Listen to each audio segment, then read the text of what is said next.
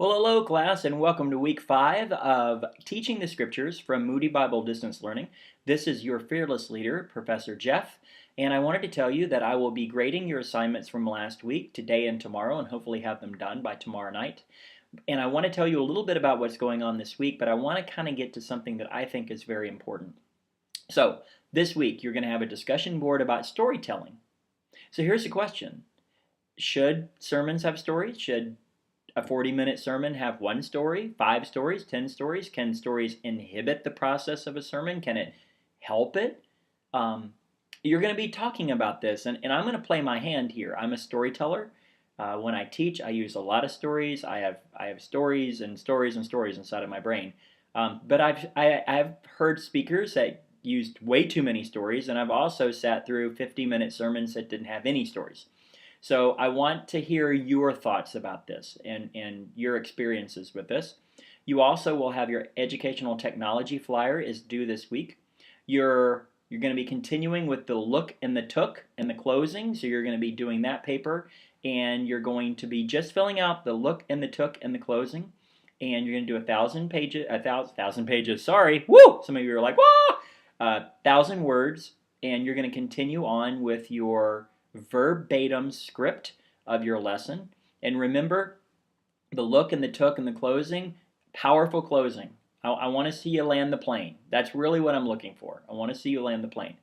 And then you're going to do a hook, book, look, took, yes, assignment where you're going to watch 2 videos and you're going to actually kind of break it down and within 30 seconds, round it off to 30 seconds, but kind of give me the time frames of the hook and the book and the look and the took for these 2 videos. They're very, very different.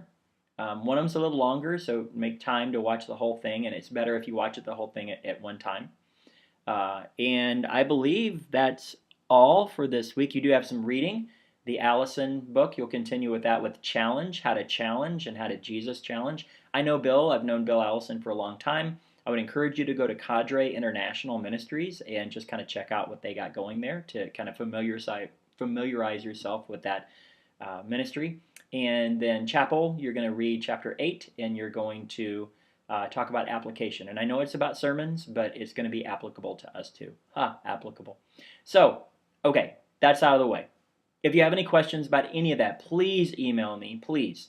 If you think you might not doing it right, email me, text me, carrier pigeon me, call me, whatever you need to do, I will help you, I promise. But I teach 2 classes and a directed study. And so I have about 25 students right now. And over the last week, I've been in contact with multiple, I'm not talking about 1 or 2, multiple of those students. And many of you are struggling. You have family, you have work, you're trying to go to school. Some of you are dealing with sickness, some of you are dealing with family situations, some of you are dealing with financial situations, and all of you are dealing with stress.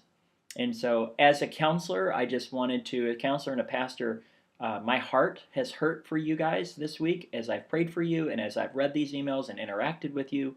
And if you haven't emailed me, you can. I welcome that. I want to shepherd you. I don't just want to be actually Max Headroom, which most of you are too young to even know who that is, but kind of a head on the screen that's not a real person. I want to be that for you. And I just wanted to remind you of something. Your walk with Jesus is more important than this class. Okay? Don't tell anyone I said that. No, your walk with Jesus is more important than this class. And if you have gotten away from that, I know in seminary at one point I was learning more about God than I was actually walking with God, and I want you to make sure that your pilot light stays on spiritually. And if you have to get away for even half an hour and just open the Psalms and say, God, I'm going to read these Psalms until you speak to me, whatever you have to do, because that makes us good husbands and good fathers and wives and moms and sisters and coworkers and students. That's the most important thing, okay? And I wanted to remind you of something that every one of you know, but I just want to remind you because this is the book, right? This is the book. And this is what we base our lives on. So I want you to listen to this.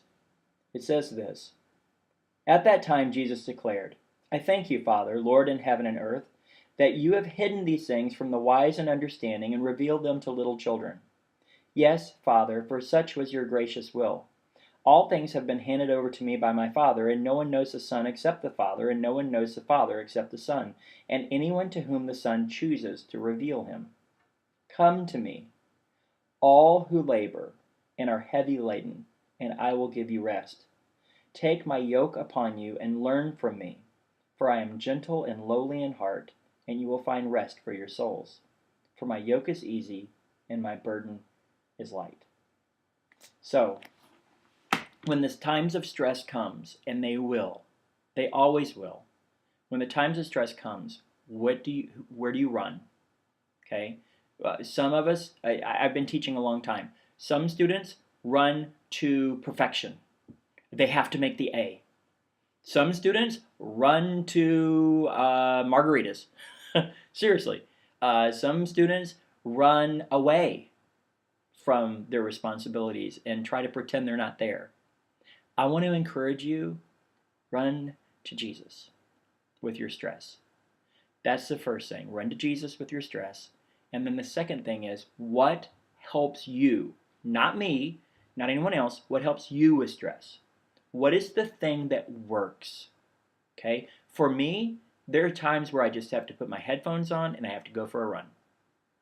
Running, and I don't know, but these people say, I can't run with music. I've got to run with music. And it's got to be 80s heavy metal, okay? And that helps me. That helps me, all right? I'm old, hair band stuff, you know.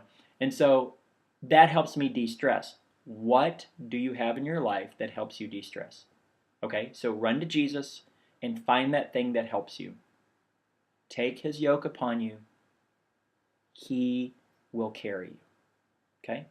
So, longest video I've ever done, but I wanted to do this because I care about you. And if you need to talk, you can call me, you can text me, you can email me. This is where the rubber meets the road. This is the hard part. This is where we're in the middle of the class and we're slogging through. And I'm going to tell you this, you're going to make it. We're going to blink our eyes and it is going to be over. Okay? So if you need me, I'm here. Onward and upwards.